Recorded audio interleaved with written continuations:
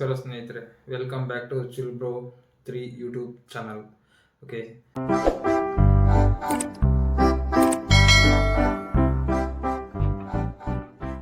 Related ವಿಡಿಯೋಸ್ನ ತುಂಬ ಮಾಡಿದ್ದೀನಿ ನಾನು. ಅದರಲ್ಲಿ ತುಂಬ ಜನ ನನಗೆ ಮೆಸೇಜ್ ಮಾಡ್ತಾ ಇದ್ದಾರೆ, ಸರ್ ನನಗೆ ಇದರಲ್ಲಿ ಕ್ಲಾರಿಟಿ ಸಿಗ್ತಾ ಇಲ್ಲ, ನನಗೆ ಡೀಟೇಲ್ಡ್ ವಿಡಿಯೋ ಮಾಡಿ ಹಾಕೋಕ್ಕಾಗುತ್ತಾ ಅಂತ. ಆ್ಯಕ್ಚುಲಿ ಬಂದು ನನ್ನ ಚಾನಲಲ್ಲಿ ಇನ್ಫಾರ್ಮೇಷನ್ ಚಾನಲ್ ಅಲ್ಲ. ಸೊ ನನಗೆ ಗೊತ್ತಿರೋ ನಾಲೆಡ್ಜನ್ನ ನಾನು ಜನಕ್ಕೆ ಹೆಲ್ಪ್ ಆಗಲಿ ಅಂತ ಅಂದ್ಬಿಟ್ಟು ಈ ಕೆಲವೊಂದು ವಿಡಿಯೋಗಳನ್ನ ನಾನು ನನ್ನ ಚಾನಲಲ್ಲಿ ಮಾಡಿ ಹಾಕಿದ್ದೀನಿ. ಇದು ನನ್ನ ಕ್ಲಾರಿಫಿಕೇಷನ್. ಓಕೆ, ಯಾಕೆಂದರೆ ನಾಳೆ ದಿನ ಯೂಟ್ಯೂಬ್ ಅವರು ನನಗೆ ಇದ್ರ ಬಗ್ಗೆ ರಿಸ್ಟ್ರಿಕ್ಷನ್ಸ್ ಕೊಡ್ಬೋದು. ಓಕೆ, ಬಟ್ ಆದರೂ 4 ಜನಕ್ಕೆ ಉಪಯೋಗ ಆಗುತ್ತೆ ಅನ್ನೋ ಒಂದು ಉದ್ದೇಶದಿಂದ ನಾನು ಈ PF ರಿಲೇಟೆಡ್ ಇನ್ಫಾರ್ಮೇಷನ್ನ ನನಗೆ ಗೊತ್ತಿರೋ ನಾಲೆಡ್ಜನ್ನು ನಾನು ನಿಮ್ಮ ಜೊತೆ ಶೇರ್ ಮಾಡ್ಕೊತಿದ್ದೀನಿ. ಏನಪ್ಪ ಅಂತಂದರೆ, ನನಗೆ ತುಂಬ ಜನ ಮೆಸೇಜ್ ಮಾಡ್ತಾರೆ, ಸರ್ ನನಗೆ ಒಂದು ಕಂಪ್ನೀಲಿ ಕೆಲಸ ಮಾಡ್ತಾಯಿದ್ದೀನಿ. ಓಕೆ, ನಾನು PFನ ವಿಡ್ರಾ ಮಾಡಬೇಕು ಅಂದರೆ ಮಿನಿಮಮ್ ಸರ್ವಿಸ್ ರಿಕ್ವೈರ್ಮೆಂಟ್ ಎಷ್ಟಿರಬೇಕು? ನಾನು ಸುಮಾರು ವಿಡಿಯೋದಲ್ಲಿ ಅದನ್ನು ಮಾಡಿ ಹಾಕಿದ್ದೀನಿ. ಓಕೆ, ಮಿನಿಮಮ್ ಆದರೂ ನೀವು 6 ಮಂತ್ ಆದರೂ ನೀವು ಇದರಲ್ಲಿ ಒಂದು ಕಂಪ್ನೀಲಿ ವರ್ಕ್ ಮಾಡಬೇಕು. ಹಂಗಿದ್ರೆ ಮಾತ್ರ ನೀವು ನಿಮ್ಮ PFನ ವಿಡ್ರಾ ಮಾಡ್ಕೊಳಕ್ಕೆ ಆಗುತ್ತೆ.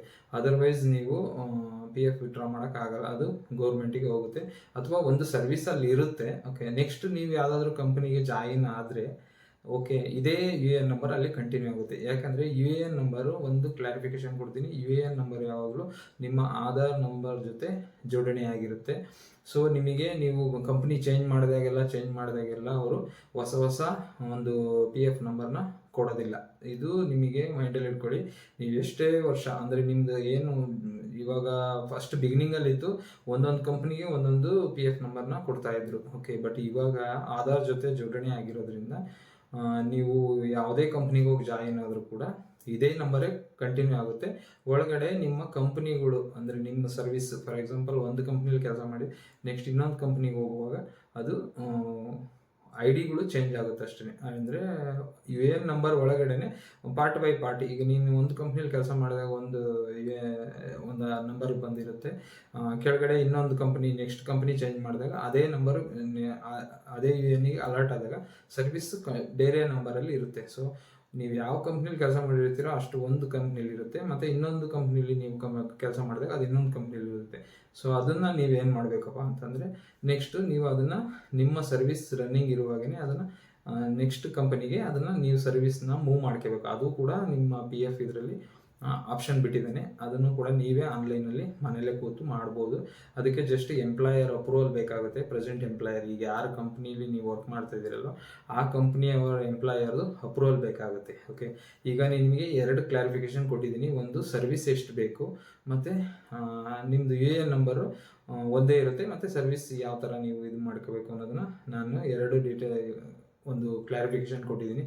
ಇನ್ನು 3ನೇದಾಗಿ ನಿಮ್ಮದು PF ಮತ್ತು ಪೆನ್ಷನ್ ಎರಡನ್ನೂ ಒಂದೇ ಸರಿ ವಿಡ್ರಾ ಮಾಡ್ಬೋದಾ?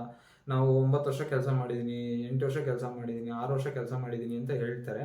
ಓಕೆ, ನೀವು ವಿಡ್ರಾ ಮಾಡಬೇಕು ಅಂದರೆ ಎರಡನ್ನೂ ನೀವು ಒಟ್ಟಿಗೆ PF ಮತ್ತು ಪೆನ್ಷನ್, ಈಗ ಒಂದು ನಾವು PF ಏನು ಕಂಪ್ನಿಯವರು ಪೇ ಮಾಡ್ತಾರೋ ಅದು 3 ಪಾರ್ಟ್ ಆಗಿ ಬಿದ್ದಿರುತ್ತೆ. ಒಂದು ಎಂಪ್ಲಾಯಿ ಕಾಂಟ್ರಿಬ್ಯೂಷನ್, 2ನೇದಾಗಿ ಎಂಪ್ಲಾಯರ್ ಕಾಂಟ್ರಿಬ್ಯೂಷನ್, ಮತ್ತು 3ನೇದಾಗಿ ಪೆನ್ಷನ್ ಕಾಂಟ್ರಿಬ್ಯೂಷನ್. ಓಕೆ, 3 ಪಾರ್ಟ್ ಆಗಿ ನಿಮಗೆ ಅದು PF ಅಲ್ಲಿ ಶೋ ಆಗುತ್ತೆ. ಓಕೆ, ನೀವು ಕೆಲಸದಲ್ಲಿ ರನ್ನಿಂಗ್ ಇರುವಾಗೇ ನೀವು PFನ ವಿಡ್ರಾ ಮಾಡಬೇಕು ಅಂದರೆ ಅದನ್ನು PF ಅಡ್ವಾನ್ಸ್ ಅಂತಾರೆ. ಅದಕ್ಕೆ ಫಾರ್ಮ್ ನಂಬರ್ 13 ಬರುತ್ತೆ. ಅದನ್ನು ಅಪ್ಲೈ ಮಾಡಿಬಿಟ್ಟು ನೀವು ಅಡ್ವಾನ್ಸ್ ಕ್ಲೈಮ್ ಅಂತ ನೀವು ವಿಡ್ರಾ ಮಾಡ್ಕೋಬೋದು. ಅದರಲ್ಲೂ ಕೂಡ ನೀವು 5 ವರ್ಷದಿಂದ ಒಳಗಡೆ ನಿಮ್ಮದು ಸರ್ವಿಸ್ ಇದ್ದರೆ ನೀವು ಬರೀ ನಿಮ್ಮ ಅಂದರೆ ಎಂಪ್ಲಾಯರ್ದು ನಿನ್ನ ಕಾಂಟ್ರಿಬ್ಯೂಷನ್ ಏನು ಕಟ್ ಮಾಡಿ ಅಪ್ಲೋಡ್ ಮಾಡಿರ್ತಾರಲ್ಲ ಅದನ್ನು ಮಾತ್ರ ವಿಡ್ರಾ ಮಾಡ್ಬೋದು. ಓಕೆ, ನಿಮ್ಮದು 5 ಇಯರ್ಸ್ಗಿಂತ ಎಬೋವ್ ಆಗಿದ್ದರೆ ಸರ್ವಿಸ್ಸು, ಆವಾಗ ಮಾತ್ರನೇ ನೀವು ಒನ್ ಟೈಮ್ ಒಂದು ಆಪ್ಷನ್ ಕೊಡ್ತಾನೆ, ಕನ್ಸ್ಟ್ರಕ್ಷನ್ ಆಫ್ ಹೌಸ್ ಅಂತ. ಓಕೆ, ಆ ಕನ್ಸ್ಟ್ರಕ್ಷನ್ ಆಫ್ ಹೌಸ್ ಅಂತ ಏನಿದೆಯಲ್ಲ ಆ ರೀಸನ್ನ ಬಳಸ್ಕೊಂಡು ನೀವು ಒಂದು ಟೈಮು ನೀವು ಫುಲ್ ವಿಡ್ರಾ ಅಂದರೆ ನೀವು ಎಂಪ್ಲಾಯಿ ಮತ್ತು ಎಂಪ್ಲಾಯರ್ 2 ಕಾಲಮ್ನ ನೀವು ವಿಡ್ರಾ ಮಾಡ್ಬೋದು. ಓಕೆ, ಇನ್ನು ಪೆನ್ಷನ್ ವಿಚಾರಕ್ಕೆ ಬಂದರೆ, ಪೆನ್ಷನ್ನ ವಿಡ್ರಾ ಮಾಡಬೇಕು ಅಂತಂದರೆ ನೀವು ಕೆಲಸನ ರಿಸೈನ್ ಮಾಡಬೇಕು. ರಿಸೈನ್ ಮಾಡಿ 3 ಮಂತ್ಸ್ ನಿಮ್ಮ UAN ನಂಬರು ಇನ್ಯಾಕ್ಟಿವ್ ಇರಬೇಕು. ಇನ್ಯಾಕ್ಟಿವ್ ಮೀನ್ಸ್ ಆ UAN ನಂಬರಿಗೆ ಯಾವುದೇ ರೀತಿ ಕಾಂಟ್ರಿಬ್ಯೂಷನ್ ಬಿಡಬಾರ್ದು. ಫಾರ್ ಎಕ್ಸಾಂಪಲ್, ನೀವು ಈ ಕಂಪ್ನಿಲಿ ಕೆಲಸ ಮಾಡ್ತಾಯಿದ್ದೀರಾ, ಒಂದು ಕಂಪ್ನಿಲಿ ಕೆಲಸ ಮಾಡ್ತಾಯಿದ್ದೀರಾ, ನೀವೇನು ಮಾಡ್ತೀರಾ, ಕೆಲಸ ಬಿಡ್ತೀರಾ. ಆವಾಗ HR ಹೇಳ್ತಾರೆ 3 ಮಂತ್ಸ್ ಆದಮೇಲೆ ನೀವು PF ನ ಕ್ಲೈಮ್ ಮಾಡ್ಕೊಳ್ಳಿ ಅಂತ ಹೇಳಿ ಕಳಿಸ್ತಾರೆ. ಓಕೆ, ಅವಾಗ ನೀವು PF ಕ್ಲೈಮ್ ಮಾಡೋಕ್ಕೆ ಹೋದಾಗ ಅದು ಕ್ಲೈಮ್ ಆಗಲ್ಲ. ಏನಕ್ಕೆ ಅಂದರೆ ನೀವು ಡೇಟ್ ಆಫ್ ಎಕ್ಸಿಟ್ ಅಂತ ಇರುತ್ತೆ ಒಂದು, ಅದನ್ನು ಎಂಪ್ಲಾಯರ್ ಹಾಕಬೇಕು. ಯಾವ ಕಂಪ್ನಿಲಿ ಕೆಲಸ ಮಾಡ್ತಾ ಇದ್ದೀರಲ್ಲ ಅವರು ಕೆಲಸ ಬಿಟ್ಟಿದ್ದಾರೆ ಅಂತ ನಿಮ್ಮದು ಲಾಸ್ಟ್ ವರ್ಕಿಂಗ್ ಡೇ ಏನಿರುತ್ತಲ್ಲ ಅದನ್ನು ಎಂಪ್ಲಾಯರ್ ಮೆನ್ಷನ್ ಮಾಡಬೇಕಾಗುತ್ತೆ. ಅದರ್ವೈಸ್ ನೀವೇ ಮಾಡ್ಬೋದು, ನೀವೇ ಡೇಟ್ ಆಫ್ ಎಕ್ಸಿಟ್ನ ಮೆನ್ಷನ್ ಮಾಡ್ಬೋದು. ಅದು ಯಾವಾಗ ಅಂತಂದರೆ, ಈಗ ಈ ಮಂತ್, ಈಗ ನೀವು ಲಾಸ್ಟ್ ಮಂತ್ ವರ್ಕಿಂಗ್ 10th ನೀವು ಲಾಸ್ಟ್ ಮಾಡಿದ್ದೀರಾ, ಓಕೆ, ವರ್ಕಿಂಗ್ನ, ಅದು ಈ ಮಂತ್ ಅವರು 10th ಅಥವಾ 15th ಒಳಗಡೆ ನಿಮ್ಮ ಕಾಂಟ್ರಿಬ್ಯೂಷನ್ ಹಾಕ್ತಾರೆ. ಇಲ್ಲಿಂದ 45 ಡೇಸ್ ಅಂದರೆ ನಿಮ್ಮದು ಯಾವಾಗ ಕಾಂಟ್ರಿಬ್ಯೂಷನ್ನ ನಿಮ್ಮ ಎಂಪ್ಲಾಯರ್ ಅಲ್ಲಿಗೆ ಅಪ್ಲೋಡ್ ಮಾಡ್ತಾರೋ, ಸೊ ಅಲ್ಲಿಂದ 45 ಡೇಸ್ ಆದಮೇಲೆ ನೀವೇ ಅದನ್ನು ಡೇಟ್ ಆಫ್ ಎಕ್ಸಿಟ್ನ ಮೆನ್ಷನ್ ಮಾಡ್ಬೋದು. ಮೆನ್ಷನ್ ಮಾಡಿದ ನಂತರ ಮಾತ್ರ, ನಾನು ಹೇಳೋದು ಕ್ಲಿಯರಾಗಿ ಹೇಳ್ತಾ ಇದ್ದೀನಿ, ಏನಂದರೆ ನೀವು ಫುಲ್ ವಿತ್ಡ್ರಾ ಮಾಡಬೇಕು ಅಂತಂದರೆ ಅಟ್ಲೀಸ್ಟ್ 3 to 4 ಮಂತ್ಸು ನಿಮ್ಮ PF ಅಂದರೆ UAN ನಂಬರ್ಗೆ ಯಾವುದೇ ರೀತಿ ಕಾಂಟ್ರಿಬ್ಯೂಷನ್ ಬಿದ್ದಿರಬಾರ್ದು. ಓಕೆ, ಮೀನ್ಸ್ ನೀವು ಯಾವುದೋ ಬೇರೆ ಕಂಪ್ನಿಗೆ ಜಾಯಿನ್ ಆಗ್ತೀರಾ, ಓಕೆ, ಇಲ್ಲಿ ನೀವು ಎಂಪ್ಲಾಯರ್ ಹತ್ರ ಮಾಡ್ತಾ ಇರ್ತೀರಾ, ಸೊ ಅವ್ರು ಹೇಳ್ತಾರೆ 3 ತಿಂಗಳಾದ್ಮೇಲೆ ನೀವು ವಿಡ್ರಾ ಮಾಡ್ಕೊಂತ. ಎಲ್ಲರೂ ಪರ್ಸೆಪ್ಷನ್ ಏನಿರುತ್ತೆ ಅಂತಂದರೆ, ಓಕೆ ನಾನೀಗ 3 ತಿಂಗಳಾದ್ಮೇಲೆ ಆ ದುಡ್ಡನ್ನ ವಿಡ್ರಾ ಮಾಡ್ಕೊಂಡು ನಾನು ಏನಕ್ಕೆ ಬಳಸ್ಕೋಬೋದು, ಅಲ್ಲಿವರೆಗೂ ನಾನು ಬೇರೆ ಕಂಪ್ನಿಲಿ ಕೆಲಸ ಮಾಡ್ಕೊಂಡು ಅಲ್ಲಿ ಇದು PF ಅದರಲ್ಲಿ ಬೀಳ್ತಾ ಇರುತ್ತೆ, ಅದೇ ಬೇರೆ ಇದೇ ಬೇರೆ ಅಂತ ಅಂದ್ಕೊಂಡಿರ್ತೀರ. ನೋ, ಇವಾಗ ಆಧಾರ್ಗೆ ಒಂದೇ UAN ನಂಬರ್ ಲಿಂಕ್ ಆಗೋದು. ಸೊ ನೀವು ಇಲ್ಲಿ ಬಿಟ್ಟ ತಕ್ಷಣ ನೀವು ನೆಕ್ಸ್ಟ್ ಕಂಪ್ನಿಲಿ ಜಾಯಿನ್ ಆದ್ರಿ ಅಂತಂದರೆ ಸೊ PF ಡಿಸ್ಕಂಟಿನ್ಯೂ ಆಗಲ್ಲ. ಓಕೆ, UAN ನಂಬರ್ ಆ್ಯಕ್ಟಿವಲ್ಲೇ ಇರುತ್ತೆ. ಈ ತಿಂಗಳು ಇವ್ರು ಹಾಕಿರ್ತಾರೆ, ನೆಕ್ಸ್ಟ್ ಮಂತ್ ಹೊಸ ಕಂಪ್ನಿಯವ್ರು ಹೋಗ್ತಿರಲ್ಲ ಅವರು ಅದೇ UAN ನಂಬರ್ಗೆ ನಿಮ್ಮ ಕಾಂಟ್ರಿಬ್ಯೂಷನ್ ಹಾಕ್ತಾರೆ. ಸೊ ಅವಾಗ ಅದು ಡಿಸ್ಕಂಟಿನ್ಯೂಡ್ ಆಗಲ್ಲ. ಓಕೆ, ಅದೇ ಥರ ನೆಕ್ಸ್ಟು ನೀವು ಆ ಥರ ಡಿಸ್ಕಂಟಿನ್ಯೂ ಆದಮೇಲೆ ನಿಮಗೆ ಡೇಟ್ ಆಫ್ ಎಕ್ಸಿಟ್ ಹಾಕ್ಲಿಕ್ಕೆ ಅದು ಪರ್ಮಿಷನ್ ಬಿಡುತ್ತೆ, ಅಥವಾ ಕಂಪ್ನಿಯವರೇ ನಿಮ್ಮ ಎಕ್ಸಿಟ್ ಡೇಟ್ನ ಮೆನ್ಷನ್ ಮಾಡ್ಬೋದು. ಓಕೆ, ಆ ಮೆನ್ಷನ್ ಮಾಡಿದ ನಂತರ ನೀವು ನಿಮ್ಮ ಪೋರ್ಟಲಲ್ಲಿ ಹೋಗಿ, ಅಥವಾ ನಾನು ಹಿಂದಿನ ವಿಡಿಯೋದಲ್ಲಿ ಸುಮಾರು ಮಾಡಿ ಹಾಕಿದ್ದೀನಿ ಯಾವ ಥರ ನೀವು PF ಮತ್ತು ಪೆನ್ಷನ್ನ ವಿಡ್ರಾ ಮಾಡೋದು ಅಂತಂತ, ಅಥವಾ ನಮ್ಮ ಐಕಾರ್ಡಲ್ಲಿ ನಿಮ್ಮ ಮೇಲ್ಗಡೆ ಶೋ ಆಗುತ್ತೆ, ನೀವು ಅಲ್ಲಿ ಹೋದರೆ ಆ ವಿಡಿಯೋನ ಕ್ಲಿಕ್ ಮಾಡಿದರೆ ಯಾವ ಥರ ನೀವು PF ಕ್ಲೈಮ್ ಮಾಡೋದು ಮತ್ತು ಪೆನ್ಷನ್ ಯಾವ ಥರ ಕ್ಲೈಮ್ ಮಾಡೋದು ಅನ್ನೋದನ್ನು ಕೂಡ ನಾನು ಮಾಡಿ ಹಾಕಿದ್ದೀನಿ, ಅದನ್ನು ನೋಡ್ಬೋದು. ಅಥವಾ ನಿಮಗೆ ಕ್ಲಾರಿಫಿಕೇಷನ್ ಬೇಕು ಅಂದರೆ ನಾನು ನೆಕ್ಸ್ಟ್ ವಿಡಿಯೋದಲ್ಲಿ ಇದೇ ಕಂಟಿನ್ಯೂಯೇಷನಲ್ಲಿ ನಿಮಗೆ ಯಾವ ಥರ ಕ್ಲೈಮ್ ಮಾಡೋದು ಅನ್ನೋದನ್ನು ನಾನು ಸಿಸ್ಟಮಲ್ಲಿ ತೋರಿಸ್ಕೊಡ್ತೀನಿ, ಅಲ್ಲೂ ಕೂಡ ಬೇಕಾದರೆ ನೀವು ನೋಡ್ಕೋಬೋದು. ಓಕೆ, ಇದರಲ್ಲಿ ಏನಾದರೂ ಕನ್ಫ್ಯೂಷನ್ ಇದ್ದರೆ ದಯವಿಟ್ಟು ನಾನು ಕೆಳಗಡೆ ನಂದು ಮೇಲ್ ID ಇರುತ್ತೆ, chingarimadu@gmail.com ಅಂತ, ಆ ಮೇಲಿಗೆ ನೀವು ಮೇಲ್ ಕಳಿಸಿ ಅಥವಾ ನೀವು ಕಾಂಟ್ಯಾಕ್ಟ್ ಮಾಡಿ, ಅಂದರೆ ಮೆಸೇಜ್ ಮಾಡಿ ನನ್ನನ್ನು ಕಾಂಟ್ಯಾಕ್ಟ್ ಮಾಡ್ಬೋದು. ನೀವು ಕಾಂಟ್ಯಾಕ್ಟ್ ಮಾಡೋಕ್ಕೆ ಮುಂಚೆ ನೀವೇನು ಮಾಡಬೇಕಪ್ಪ ಅಂದರೆ, ನನ್ನ ಚಾನಲ್ ಯಾರೆಲ್ಲ ಸಬ್ಸ್ಕ್ರೈಬ್ ಮಾಡ್ದೇ ನೀವು ಮೆಸೇಜ್ ಮಾಡ್ತಿರಲ್ಲ, ಅದು ಮೆಸೇಜ್ ಆಗಲ್ಲ. ನೀವು ಸಬ್ಸ್ಕ್ರೈಬ್ ಮಾಡಿ ಆಮೇಲೆ ನನಗೆ ನೀವು ಮೆಸೇಜ್ ಮಾಡ್ಬೋದು. ಮೆಸೇಜ್ ಮಾಡಿದರೆ ನಾನು ನಿಮಗೆ ಕ್ಲಾರಿಫಿಕೇಷನ್ ಕೊಡ್ತೀನಿ. ಓಕೆ, ಹಂಗಂತ ನೀವು ಸಿಕ್ಕರಿಗೆಲ್ಲ ಯಾರಿಗೂ ನಂಬರು ಪಾಸ್ವರ್ಡ್ ಅದು ಕೊಡೋಕೆ ಹೋಗಬೇಡಿ. ಕೊಟ್ಟರು ಒಂದು ವೇಳೆ ಏನೂ ಆಗಲ್ಲ, ಯಾಕಂದರೆ ಇವಾಗಿನ ಸೆಕ್ಯೂರಿಟಿ ಸಿಸ್ಟಮ್ ಚೆನ್ನಾಗಿದೆ. ಯಾಕಂದರೆ ನಿಮಗೇನು ಬ್ಯಾಂಕ್ ಅಕೌಂಟ್ ಲಿಂಕ್ ಆಗಿರುತ್ತೋ ಅದೇ ಅಕೌಂಟಿಗೆ ಮಾತ್ರನೇ ದುಡ್ಡು ಹೋಗೋದು. ಎಂಪ್ಲಾಯರ್ ಏನು KYC ಅಪ್ಡೇಟ್ ಮಾಡಿರ್ತಾರಲ್ಲ ಆ ಅಕೌಂಟಿಗೆ ಮಾತ್ರನೇ PF ದುಡ್ಡು ಹೋಗುತ್ತೆ. ಅದರ್ವೈಸ್ ನೀವು ಬೇರೆದನ್ನು ಹೊಸದಾಗಿ ಆ್ಯಡ್ ಮಾಡಬೇಕು ಅಂದರೆ ಮತ್ತೆ ನೀವು ಎಂಪ್ಲಾಯರ್ನ ಕಾಂಟ್ಯಾಕ್ಟ್ ಮಾಡಿ ಅಕೌಂಟ್ ನಂಬರ್ ಎಲ್ಲ ಚೇಂಜ್ ಮಾಡಬೇಕಾಗುತ್ತೆ. ಸೊ ಕೊಡೋದ್ರಿಂದ ಏನೂ ಆಗಲ್ಲ.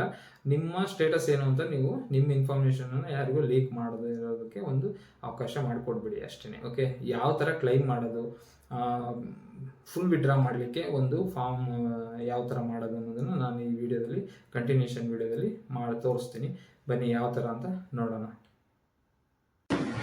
ಓಕೆ ಸ್ನೇಹಿತರೆ, ಇಲ್ಲಿ ನೋಡ್ತಾ ಇದ್ದೀರಲ್ಲ ಈ EPFO ಮೇನ್ ಪೇಜ್ ಇದು.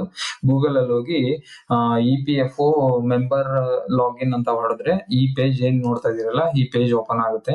ಓಕೆ, ಇದ್ರ ಮೂಲಕ ಇಲ್ಲಿ ನಿಮ್ದು UAN ನಂಬರ್ ಮತ್ತೆ ಪಾಸ್ವರ್ಡ್ ನಿಮಗೆ ಗೊತ್ತಿದ್ರೆ ಇದು ಮಾಡ್ಬೋದು. ಅಥವಾ ನಿಮಗೆ ಏನಾದ್ರು ಆ UAN ನಂಬರ್ ಪಾಸ್ವರ್ಡ್ ಗೊತ್ತಿಲ್ಲ ಅಂತಂದ್ರೆ ಕೆಳಗಡೆ ಇಲ್ಲಿದೆ ನೋಡಿ, ಫರ್ಗೆಟ್ ಪಾಸ್ವರ್ಡ್ ಅಂತ ಹೊಡೆದ್ರೆ ಅಲ್ಲಿ ನೀವು ಕ್ರಿಯೇಟ್ ಮಾಡ್ಬೋದು. ಅಥವಾ ನಿಮ್ದು UAN ನಂಬರ್ ಆಕ್ಟಿವೇಟೇ ಆಗಿಲ್ಲ, ಫಸ್ಟ್ ಟೈಮ್ ನಾವು ಇದು ಮಾಡ್ತಾ ಇರೋದು ಅಂತಂದ್ರೆ ಅದನ್ನು ಕೂಡ ನೀವು ಇಲ್ಲಿ ಮಾಡ್ಕೋಬಹುದು.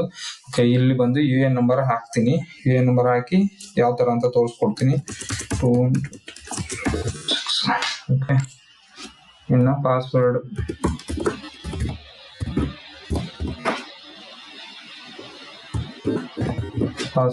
ಹಾಕ್ಬಿಟ್ಟು ಸೈನ್ ಇನ್ ಕೊಡ್ತೀನಿ. ಒಂದು OTP ಗಳು ಬರುತ್ತೆ, ಒಂದು 3-4 ಟೈಮ್ಸ್ OTP ಬರುತ್ತೆ. OTP ಹಾಕಿದ್ರೆ ನಿಮಗೆ ಲಾಗಿನ್ ಆಗುತ್ತೆ. ವೆಬ್ಸೈಟ್ ತುಂಬಾ ಬ್ಯುಸಿ ಇತ್ತು ಅಂತಂದ್ರೆ ನಿಮಗೆ ಲಾಗಿನ್ ಇದನ್ನೇ ತುಂಬಾ ಟೈಮ್ ತಗೊಳುತ್ತೆ. ಸ್ವಲ್ಪ ತಾಳ್ಮೆಯಿಂದ ವೆಯ್ಟ್ ಮಾಡಬೇಕು. ನೀವು ಅರ್ಜೆಂಟ್ ಅಲ್ಲಿ ಮಾಡಕ್ ಹೋದ್ರೆ ಇದು ಆಗೋದಿಲ್ಲ.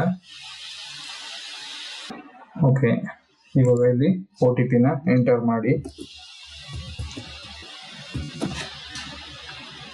ಮಾಡಿ ನೆಕ್ಸ್ಟ್ ಕೊಟ್ರೆ, ಸಬ್ಮಿಟ್ ಕೊಟ್ರೆ ನಿಮ್ಮ ಪೇಜ್ ಇಲ್ಲಿ ಓಪನ್ ಆಗುತ್ತೆ. ಮೇನ್ ಪೇಜ್ ಲೋಡ್ ಆಗುತ್ತೆ. ಇಲ್ಲಿ ನಿಮ್ಮ ಇನ್ಫಾರ್ಮೇಶನ್ಸ್ ಎಲ್ಲ ಇರುತ್ತೆ, ನೀವು ನೋಡ್ಕೋಬಹುದು ಯಾವ ತರ ಅಂತ. ಇಲ್ಲಿಂದ ನೆಕ್ಸ್ಟ್ ನಿಮ್ದು ಬಂದು ಆನ್ಲೈನ್ ಸರ್ವಿಸಸ್ ಕ್ಲೈಮ್ ಯಾವ ತರ ಬಂದ್ರೆ ಇಲ್ಲಿ ಆನ್ಲೈನ್ ಸರ್ವಿಸಸ್ ಅಂತ ಇರುತ್ತೆ. ಆನ್ಲೈನ್ ಸರ್ವಿಸಸ್ ಹೋದ್ರೆ ಫಾರ್ಮ್ ನಂಬರ್ 31, 19, 10C ಮತ್ತೆ 10D. ಇದರಲ್ಲಿ 31 ಬಂದು ನೀವು ಅವಾಗಲೇ ನಾನು ಹೇಳಿರೋ ತರ ಒಂದು ಅಡ್ವಾನ್ಸ್ ಕ್ಲೈಮ್ ಮಾಡಕ್ಕೆ 31 ಬರುತ್ತೆ. ಆ ನಂತರ 19 ಬಂದು ನಿಮ್ದು ಏನು PF ಕ್ಲೈಮ್ ಅಂತಿರಲ್ಲ, PF ಕ್ಲೈಮಿಗೆ ಈ 19 ಬರುತ್ತೆ.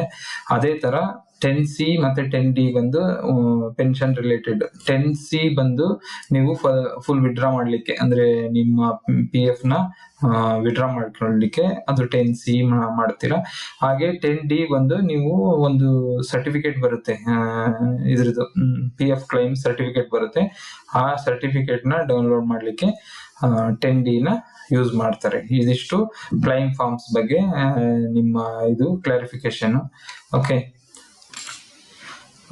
ಈಗ ಇದರಲ್ಲಿ ನಾವು ಈಗ ಕ್ಲೈಮ್ ಅಂತ ಇದೆಯಲ್ಲ, ಇಲ್ಲಿ ಕ್ಲೈಮಿಗೆ ಹೋಗೋಣ. ಯಾವ ತರ ಅಂತ ನಿಮಗೆ ತೋರಿಸ್ಕೊಡ್ತೀನಿ. ಫುಲ್ ಅಂಡ್ ಫೈನಲ್ ಸೆಟಲ್ಮೆಂಟ್ ಯಾವ ತರ ಮಾಡ್ಕೊಳ್ಳೋದು ಅಂತ. ಸೇಮ್ ಅದು ಎರಡು ಸಾರಿ ನೀವು ಕ್ಲೈಮ್ ನ ಮಾಡ್ಬೇಕಾಗುತ್ತೆ. ಒಂದು ಬಂದು ಫಾರ್ಮ್ 19 ಮಾಡುವಾಗ ಫಾರ್ಮ್ 19ಗೆ ಒಂದು ಫಾರ್ಮ್ 15G ಅಂತ ಬರುತ್ತೆ. ನಿಮ್ಮ ಪ್ಯಾನ್ ನಂಬರ್ ರಿಲೇಟೆಡ್ ನೀವೇನು IT ರಿಟರ್ನ್ಸ್ ಮಾಡಿದಿರಾ, ನಿಮ್ ಇನ್ಕಮ್ ಎಷ್ಟು ಅಂತ ಅದನ್ನ ಫಿಲ್ ಮಾಡಿ, ಅದರಲ್ಲಿ ಒಂದು ಸ್ಮಾಲ್ ಡೀಟೇಲ್ಸ್ ಇರುತ್ತೆ, ಅದನ್ನ ಒಂದು ಸ್ಕ್ಯಾನ್ ಮಾಡಿ ಇಟ್ಕೊಂಡಿರಿ. ಓಕೆ, ಫಾರ್ಮ್ 15G ನ ಅಲಾಂಗ್ ವಿತ್ ಏನ್ ಹೇಳ್ತಾರೆ 5 years ನಿಮ್ದು ಏನಾದ್ರು ಸರ್ವಿಸ್ ಕ್ರಾಸ್ ಆಗಿದ್ರೆ ಅಥವಾ ಮೋರ್ ದೆನ್ 50,000 ನಿಮ್ದು PF ದುಡ್ಡು ಏನಾದ್ರು ಇತ್ತು ಅಂದ್ರೆ ನೀವು ಅದನ್ನ ವಿಡ್ರಾ ಮಾಡ್ಬೇಕು ಅಂದ್ರೆ ಫಾರ್ಮ್ 15G ನ ಅಪ್ಲೋಡ್ ಮಾಡ್ಲೇಬೇಕು ಜೊತೆಗೆ, ಇಲ್ಲ ಅಂದ್ರೆ ಅದು ಕ್ಲೈಮ್ ಆಗೋದಿಲ್ಲ. ಓಕೆ, ಅದಕ್ಕೆ ಫಾರ್ಮ್ 15G ಅಂತ ನೀವು ಗೂಗಲ್ ಅಲ್ಲಿ ಹೋಗಿ ಫಾರ್ಮ್ 15G ಅಂತ ಹೊಡೆದ್ರೆ ಅಲ್ಲಿ ಬರುತ್ತೆ. ಅದನ್ನ ನೀವು ಜಸ್ಟ್ ಡೌನ್ಲೋಡ್ ಮಾಡಿ ಇಟ್ಕೊಂಡು ಅದನ್ನ ರೈಟಿಂಗ್ಸ್ ಅಲ್ಲಿ ನಿಮ್ಮ ಇದ್ರಲ್ಲೇ ನೀವು ಸೈನ್ ಮಾಡಿ ಅದಕ್ಕೆ ನೀವು ಜಸ್ಟ್ ಸ್ಕ್ಯಾನ್ ಮಾಡಿ ಅದ್ರ ಜೊತೆ ಅಪ್ಲೋಡ್ ಮಾಡಬೇಕು. ಓಕೆ, ಇಲ್ಲಿ ನೋಡ್ತಾ ಇದ್ದೀರಾ, ಇಲ್ಲಿ ನಿಮ್ಮ ಹೆಸರು ಇರುತ್ತೆ ಎಲ್ಲ. ಆಲ್ಮೋಸ್ಟ್ ಎಂಪ್ಲಾಯರೇನೆ ಇದನ್ನೆಲ್ಲ ಅಪ್ಲೋಡ್ ಮಾಡಿ ಇರ್ತಾರೆ. ಓಕೆ, ಈಗ ಜಸ್ಟ್ ನಿಮ್ದು ಒಂದು ಅಕೌಂಟ್ ಡೀಟೇಲ್ಸ್ ನ ಹಾಕಿ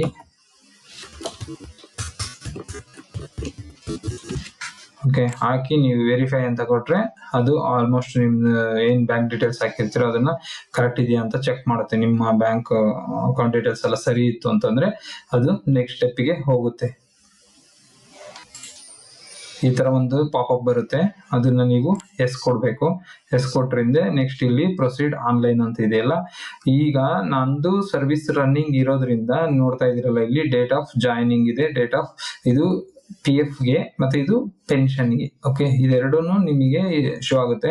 ಮತ್ತೆ ಇಲ್ಲಿ ನೀವು ಕೆಲಸ ಬಿಟ್ಟಿದ್ರಿ ಅಂತಂದ್ರೆ ಡೇಟ್ ಆಫ್ ಎಕ್ಸಿಟ್ ಇಲ್ಲಿ ಮೆನ್ಷನ್ ಆಗಿರ್ಬೇಕು. ನೀವು ಫುಲ್ ಕ್ಲೈಮ್ ಮಾಡ್ಬೇಕು ಅಂದ್ರೆ ಇದೆರಡೂ ನಿಮಗೆ ಮೆನ್ಷನ್ ಆಗಿರ್ಬೇಕು. ಓಕೆ, ಇದು ಗಮನದಲ್ಲಿ ಇಟ್ಕೊಳ್ಳಿ. ಇದೆರಡು ನಿಮಗೆ ಶೋ ಆಗಿಲ್ಲ ಅಂತಂದ್ರೆ ನೀವು PF ನ ಕ್ಲೈಮ್ ಮಾಡ್ಲಿಕ್ಕೆ ಆಗೋದಿಲ್ಲ. ಓಕೆ, ನೆಕ್ಸ್ಟ್ ಪ್ರೊಸೀಡ್ ಆನ್ಲೈನ್ ಅಂತ ಇದೆಯಲ್ಲ, ಇದನ್ನ ಕ್ಲಿಕ್ ಮಾಡಿದ್ರೆ ಈ ತರ ತಿರುಗ್ಬಿಟ್ಟು ನೆಕ್ಸ್ಟ್ ನಿಮ್ದು ಇನ್ನೊಂದು ಪೇಜ್ ಓಪನ್ ಆಗುತ್ತೆ.